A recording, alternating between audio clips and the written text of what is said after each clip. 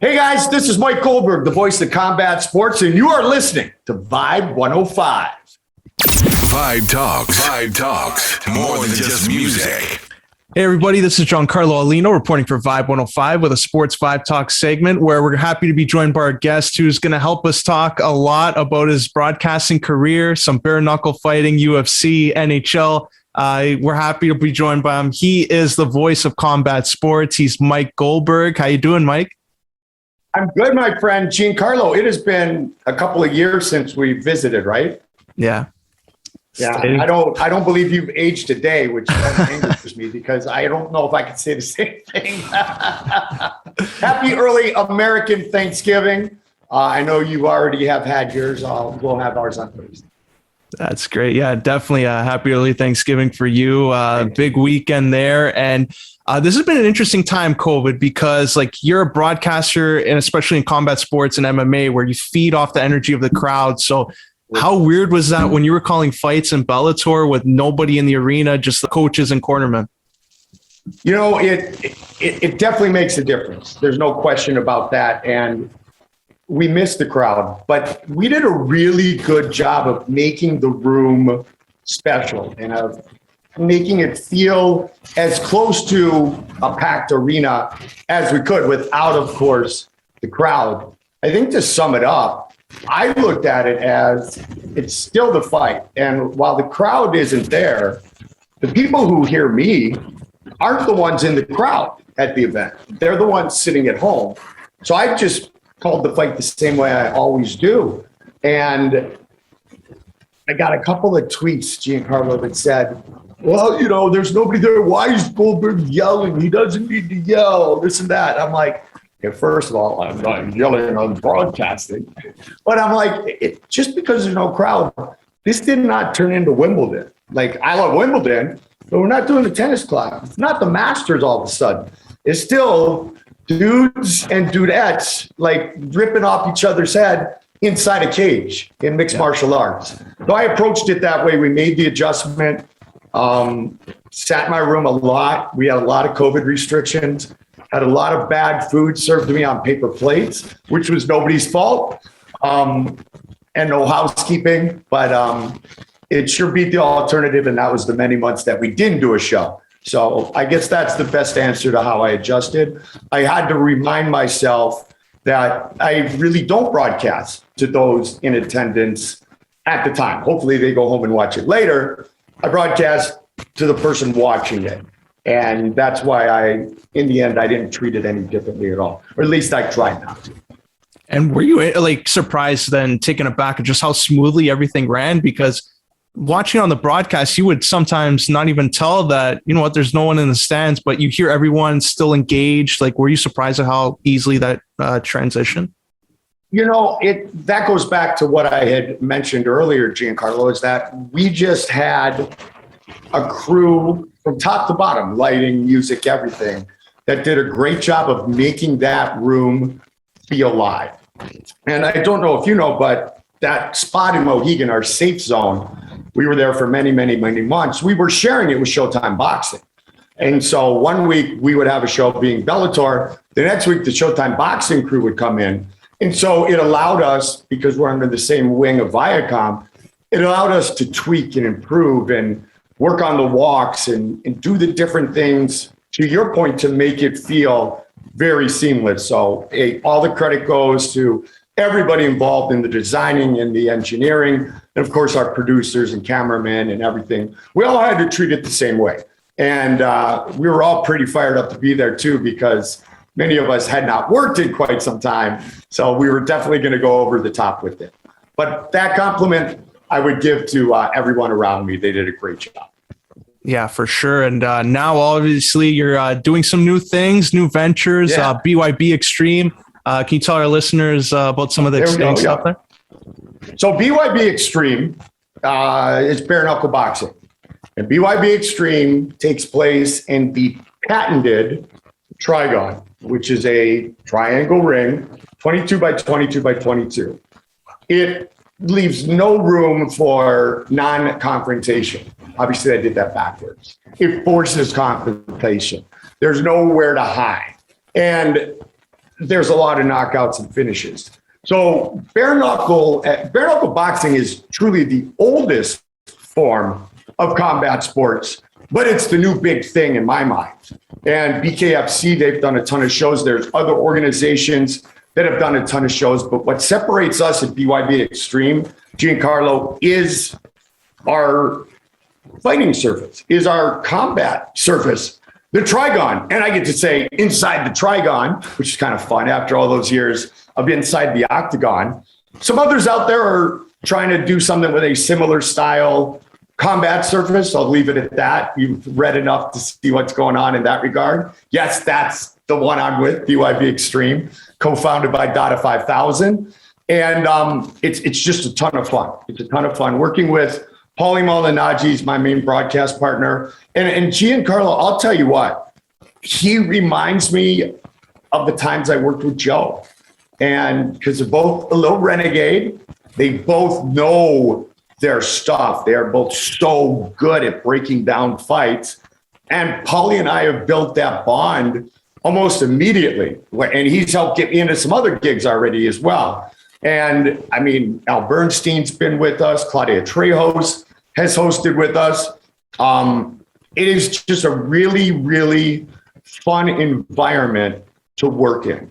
And one that I've really, really enjoyed and will continue to enjoy. And I got to give credit to our boss, Mike Vasquez, the owner, because Benny Ricardo also is with us. That guy's done every sport in every language out there possible. And he could be a stand-up comedian. But, you know, I'll take myself out because you know how I am. I'm not a me guy. But you start putting Al Bernstein and Paulie Malignaggi and Claudia Trejos, you're putting together a legit network broadcast team. And now we're bringing the right product. We just did a deal where we are combining forces with BKB out of the UK. So we'll have some UK fighters on our card on December 17th. And I get to say all the time, buddy, it is all over just like that. And I think I like saying it. I think a lot of people like to see the reason I am saying it. Yeah, I love hearing it too. And especially like you mentioned there, like it could be like a boom period. And going back to your time in the UFC, like you started off, there was like in Japan, like it was probably popular more like Pride and some of the other organizations. But in North America, it wasn't that level where it is now. And I saw something where your former broadcast partner, Big John McCarthy, was saying about UFC Vendetta when Ken Shamrock fought Tito that he knew it was going to survive. You were there that night. It's almost going to be 20 years now, which is crazy. But what did you remember about that? You know what I remember about that the most? Seeing Ken the next day, sitting at one of the gambling tables, he was probably having a cocktail as I was. We had stayed the extra day. I think it was a holiday weekend, or we had reason to stay. But the thing I remember the most is seeing Ken the next day. Tito did a good job on the world's most dangerous man. He had sunglasses on and he was beat up, but Ken is a warrior. We know that. The storyline going into it, Giancarlo it was the best. I mean, you know, Guy Metzger is my whatever. I mean, Tito had beaten up most of the den. Finally, he was going to get to the true lion, and he did the same thing. So Tito wore the black hat against the Lion's Den so well for so long, and he delivered against Ken Shamrock. But I really do. The memory I have the most is seeing, and Ken's a great guy, and I get along with him great, is seeing him the next day thinking, damn, that's got to hurt. That's got to hurt. And like just seeing how it grew from then, because then like all these big stars, the Ultimate Fighter happens, and this sport just every year it seems like they're getting bigger and bigger. Do you think now on ESPN, like could it grow for more from that? Like now with this network behind it and pay-per-view? I believe, yes, it can always grow. It can always grow. I don't know how much more the sport in itself can grow in a good way. It doesn't mean we've peaked. The NFL has not peaked, but the level it's at is pretty darn great for many, many years. Major League Baseball, the NBA, the NHL, our love, of course. We have taken, meaning not just the UFC, Bellator, take a bunch of organizations around the world. We have taken this sport and made it truly legit, truly mainstream with superior athletes who have class and character, who have a belief in the martial arts background of yes, sir, no, sir. And it's outstanding around the entire globe. So can it go and get bigger? Anything can get bigger. But is it pretty big right now to a point that it's sustained a large market for a long time? I would say that is as impressive as continued growth. It's the fact that we have been up here in MMA and stayed up here for many, many years. I mean, going to Fox legitimized the product. You go to ESPN, same from the interview, but the movie, same, different, that one. It just solidifies what the world and what the sports networks think about MMA. The PFL has got an extremely great deal with ESPN as well. And so think about that, Giancarlo. You already have the UFC. You got the big dog, if you will. Yet ESPN still said, okay, PFL, we're going to bring you off of NBCSN and we're going to find a home for you as well. That says something about what ESPN thinks about mixed martial arts. Yeah. And also, I know a lot of sports, they say, okay, there's a monopoly maybe, and the UFC, the competition with Strikeforce for so many years and Pride for so many years. Now it seems like Bellator's there, One is there, PFL's there, but they're not that same competitor on pay-per-view that the UFC is. Do you think it's possible that one of these organizations could become that?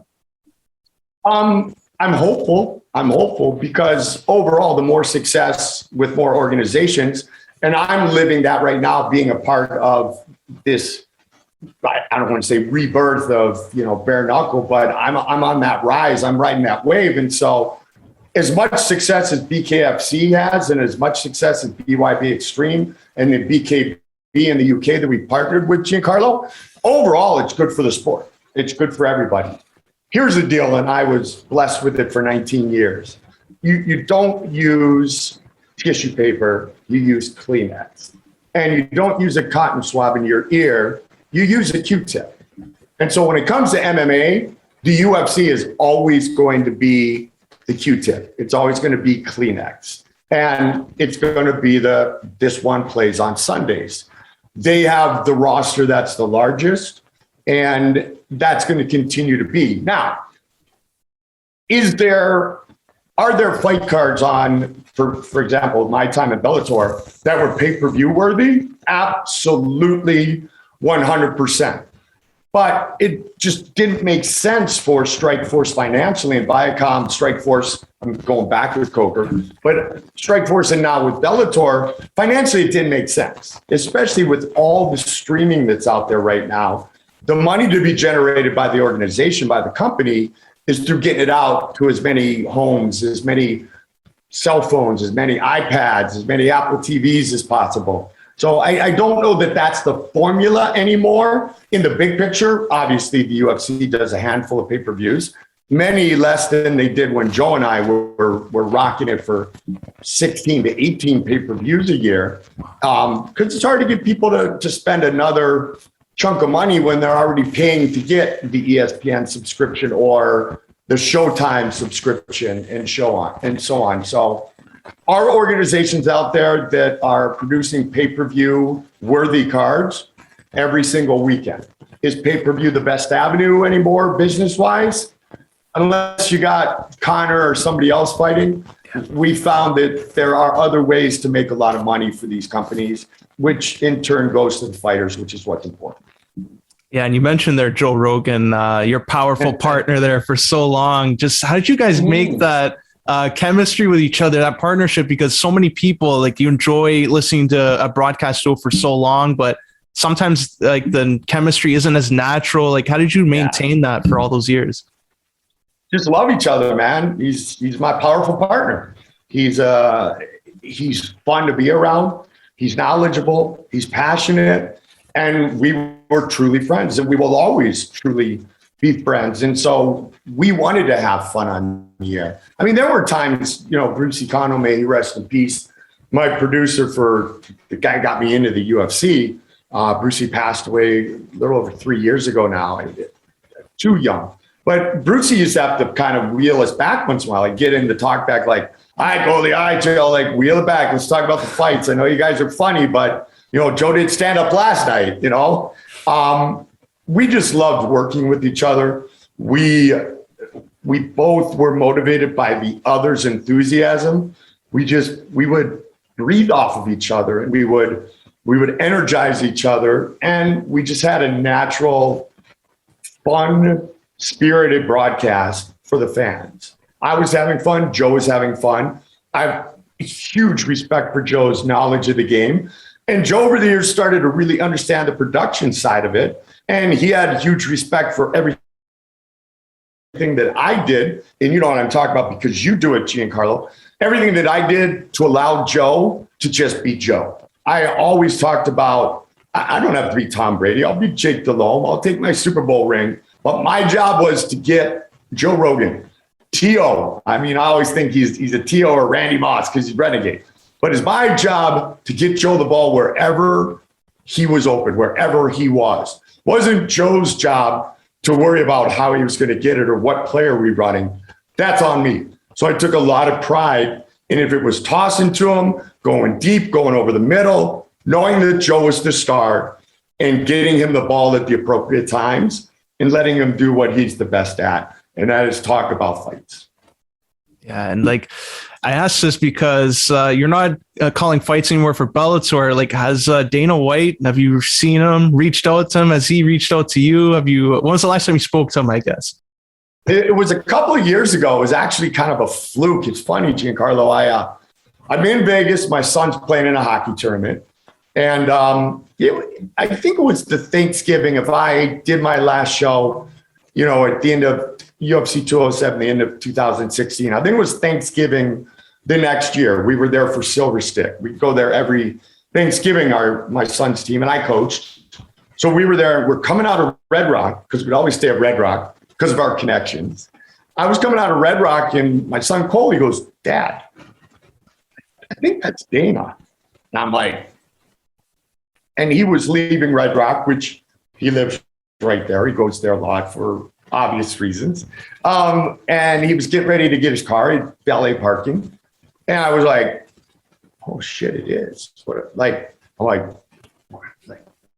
I just walked up and he goes, "What the fuck are you doing here?" Typical Dana, right? And I pointed at Cole. He had met Cole when Cole was a little dude. "Dana, just coaching hockey, having fun. How you been?" "I've been hanging in. Thank you." We had a great conversation. I said to him, hopefully we can do things together again somewhere down the road. And I still feel that way. If it comes, that would be great. If it doesn't, that's fine too. I'm excited about the other opportunities that I have right now. And no one will ever take away the UFC run that I had, being the soundtrack of the Ultimate Fighting Championship with Joe during its immense changing period. And during the global domination that was created with the navigation, if you will, of Lorenzo Fertitta. No one can ever take that away. And they can't take away what I did to respect the fighters or entertain the fans. So if I get a chance to do that again with an 8-sided cage, bring it on. It'd be a great call. It'd be a wonderful Christmas gift. If it's in a squared circle or a triangle cage, I'm good with that as well. The real key right now for me, bud, is working with people that I like. I've been in this business a long time, and I really love everybody at BYB Extreme, and I really enjoy working with Paul. Yeah, that's great. So there's still a chance, at least. That's good that it's on one of those. Dumb and Dumber. What happened to all that 1 in a million thing? So you're telling me there's a chance? With Mike Goldberg here on Vibe 105 Sports VIBEtalks segment. I'm Giancarlo Aulino. And Mike, also about your career, hockey is another big part of it. I see the Jumbo Joe jersey. I told you how much I liked it before the interview. And just where did that love come from hockey for you? Oh, I grew up playing hockey. I mean, I'm a hockey player, plain and simple. I'm a hockey player. I started playing when I was 6 years old. Played all the way through college at Miami of Ohio. Same place Dan Boyle played, of course. Same place that Tommy Wingles, Brian Savage, many others. And it was my life. It is my life. Coached my son. He started at 6 years old. We went to nationals. I'm a level 5 USA hockey coach. I'm a hockey player. Plain and simple, that's my DNA. I live by the locker room code. I believe humbly that that's why I'm a good team player, because I'm a hockey player. And it's always going to be the sport I love. I just had shoulder surgery 2 weeks ago. I'm being a good boy, being a bad boy, not wearing my sling, but wanted to look good for you. I can lean my arm up right here because it won't go any further. But I still play men's league. My son plays men's league with me now. And it's the game I love. They're called 900 games in the NHL. It was the NHL on ESPN where I met Bruce Connell. And Bruce Connell is the reason I did the UFC for the first time and the 200th time, whatever it ended up being, because Brucey brought me from ESPN hockey to join him on the UFC. So my love for the game of hockey is number one. It always will be. And I also, and we've talked about this before, the mindset of a big fight and the buildup, and I hate you more, and all the drama that you could see in a storyline, in a fight. Okay, let's go Tito Cat. In a fight that had a storyline and there was bad blood. I've always said, to me, because I think of hockey in the playoffs, what's the greatest thing in hockey? Handshakes. After a playoff series, it might be a long one where you've been cross-checking and slashing and dropping the gloves, and you just battle. You battle like they do in combat. You battle like mixed martial artists, but then you shake hands.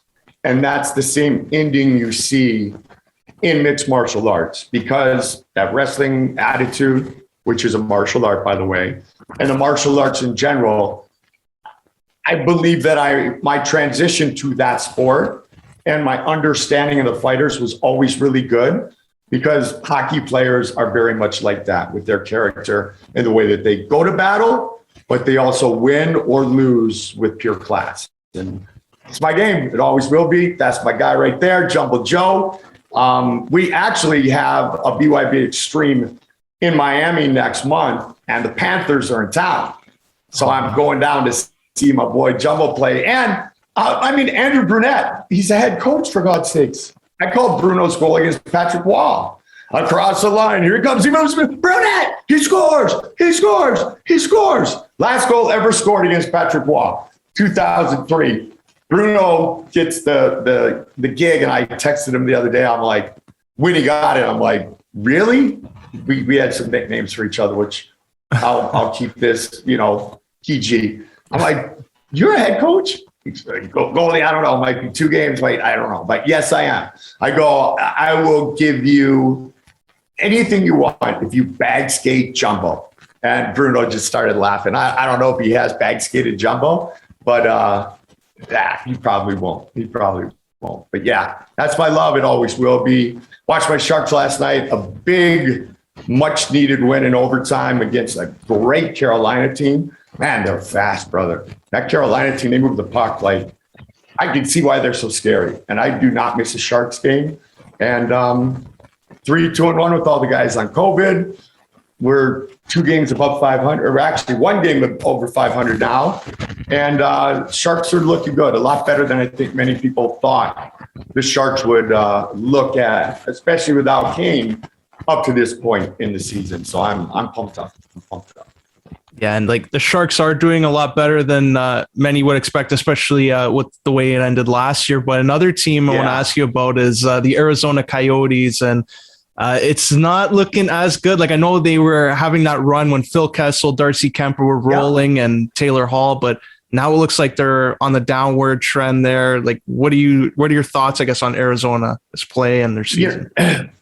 It's puzzling to me. I've lived here in the desert since 2004. So once I was done with the Wild, I really started to do things nationally, a lot in LA with Fox. And a lot of the UFCs were Vegas driven, right? So we moved to Phoenix, and I've watched the Coyotes go from Chuck and Roenick and Monty and Temple Newman and Sean Burke way back to having some solid teams that went deep in the playoffs against the Kings. and they've just had trouble. They've had trouble with ownership, which limited their ability to make big signings, limited their ability to keep young players who all of a sudden deserved big money.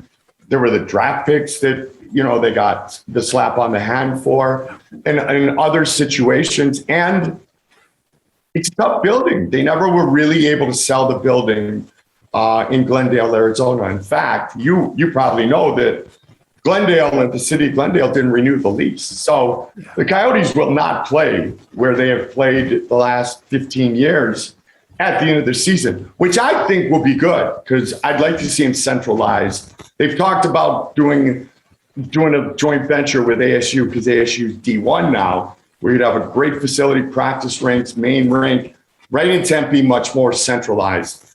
The funny thing is we have a highway called the 202 that's finally open, but it opened just before COVID.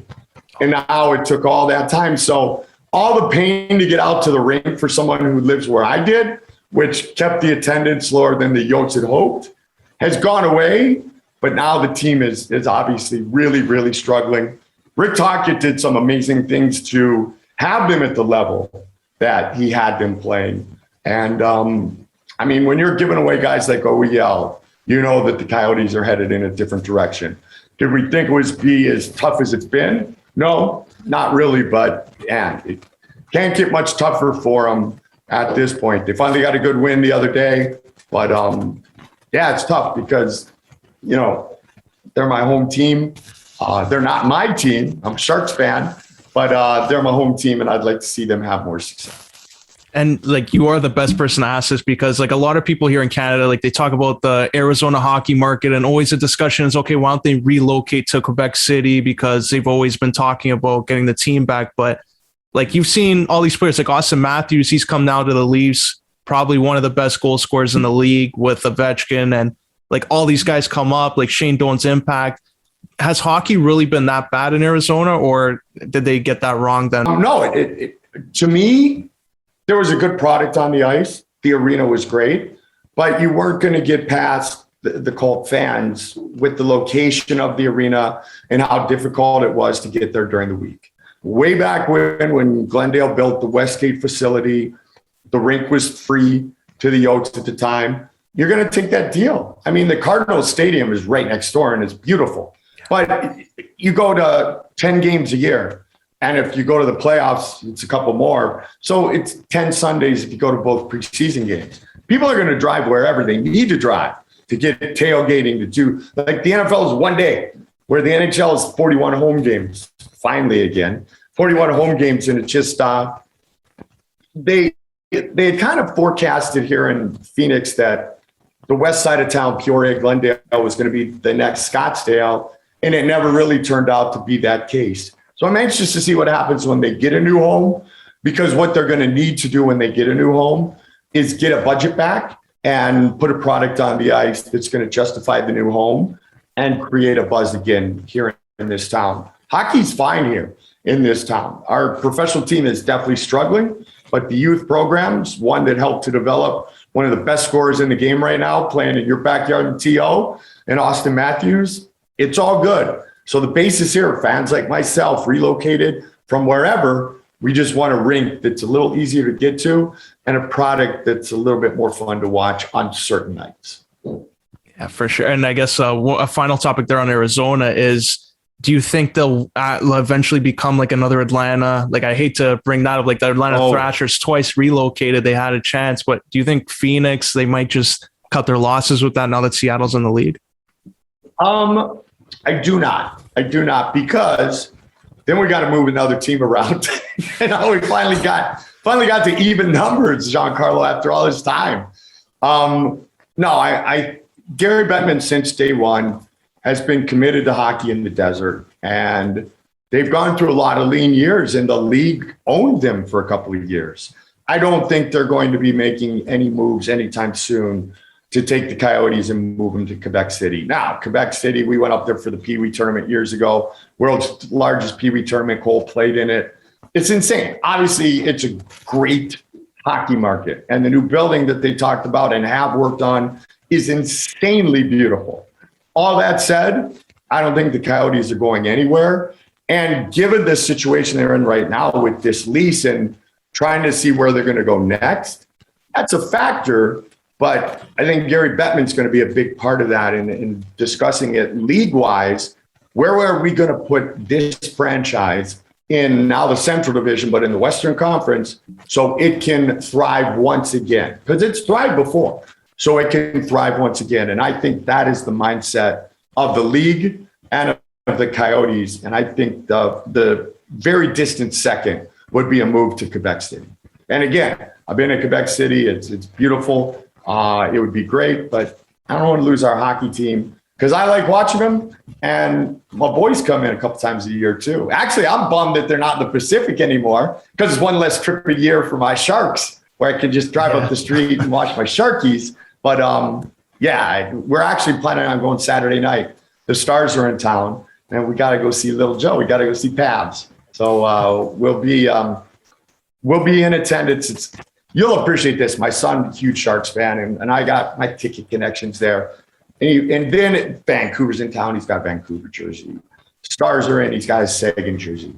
And my buddy Bucky, who hooks up the tickets, is like, dude, like, and I'm like, Cole, we're in the owner's suite. You gotta like have a yachts on. You always tease him. But then he got used to it.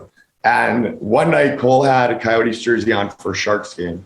And Bucky came in and he's like, Cole, who my son works for the Coyotes now. He works with the Little Howlers program. So he works with the Coyotes, works for the Coyotes.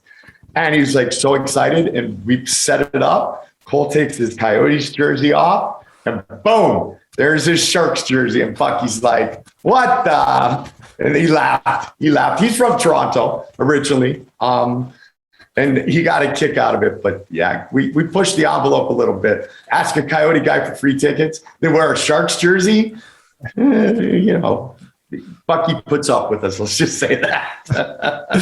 That's great. And I guess on the Sharks topic, one final topic there for hockey. Are you optimistic for this year? Like, I know it was a transitional period when Thornton went to the Leafs, Marleau went to the Leafs back then. So, like, are you optimistic that this team could turn things around now with a former Leaf and net optimist James Reimer? He's been playing great, hasn't he? He's been playing outstanding. And I think a lot of people thought going in, Aiden Hill was going to be the number one, but Reimer is the number one right now. Played insanely well against the Capitals. But we didn't get the win, and then made some huge saves last night with the win over Carolina. Yes, I'm very optimistic. You can tell that Erik Karlsson is fine. He's the best Erik Karlsson we've seen in a Sharks jersey, and maybe a couple years even longer than that because he's healthy. And it is so fun to watch Erik Karlsson play. And you did it obviously real well with all those years in Ottawa. But he's just magic. Bermsey's playing at a Norris level again. Mario Ferraro has just gone in his maturity level. And I love Hurdle, Thomas Hurdle. You know, Tomas Hurdle is the best interview in the history of sports. We just have fun and and then I put that puck. I love the guy. Timo Meyer's playing like he's supposed to be playing. Yeah, I am optimistic. And mostly because of what you said right at the top. We have goaltending this year. It's crazy because Martin Jones is having a great year so far now. Martin Jones took the Sharks to the Stanley Cup Finals, and then things just went downhill from there. But with the goaltending the Sharks are getting right now, getting the guys healthy, getting them to gel, some of the guys like Barabanov who are young are really, mixing in very quickly and very well. Yeah, get us in the top 8 and anything can happen from there. And if you don't believe it, look back at that Kings Stanley Cup championship. Oh, for sure. 8th seed winning it all. That was a great year against a 7th seed New Jersey Devils. That was fun. Crazy, right? Yeah. Yep. Never thought that would happen. But on that note, The Last Dance on Netflix aired last year. And I didn't know this, but you were a big part of that. You were on the sidelines witnessing Michael Jordan at his prime and his peak. What was that whole experience like? Because I can't imagine getting to see Michael Jordan in his prime doing his thing day in and day out. Yeah, there's nothing that could top it. During that time, during that excitement, watching the struggles against the Pistons and Michael overcoming. And I mean, I had that seat as the sideline guy. I remember Ahmad Rashad said to me one time, like, Goldie, like, you're doing a spectacular job. And he said, he goes, I feel like I'm the Mike Goldberg of NBC Sports. I'm like, okay, now you're stretching, dude. Now you're just playing with me. He actually rolled it. I was doing a report, and Ahmad Rashad rolled a basketball at me, like coming out of the break, like just to mess with me. It was unbelievable. Michael was so gracious. Scotty, Horace, Cartwright, Paxson was my man. Phil treated us great. I did a ton of interviews. And the best way I can put it all in perspective, I lived, and I mean lived, episodes 1 to 7 of The Last Dance. The retirement press conference at the Berto Center, I was there. Starks slamming over Michael, I was there. Michael going to Atlantic City with his father, I was in New York. I was at Madison Square Garden. Michael gave me an insane interview after that. And after everybody kind of left, he just handed me this gift. It was the best because few people in this world have the presence of Michael Jeffrey Jordan. And I got to witness his greatness, his class, and his presence for 6 years. And 3 of those championship years. One of them here in Phoenix when Pax hit the shot.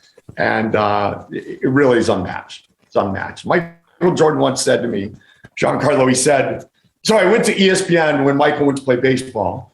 And then I came back, Mike was back. I went into the locker room. I went to college with Ron Harper, the exact same 4 years. So I knew Harp, but I didn't know all the boys. So I went in the room. You still wonder, like, does Mike really, like, know you? Like, of course he does, but does he? Yeah, and I walk up to say hi to some of the guys, and I kind of wait until the interviews are over, and I go, hey, Mike, how are you? He goes, Goldie, what's going on? What are you doing now?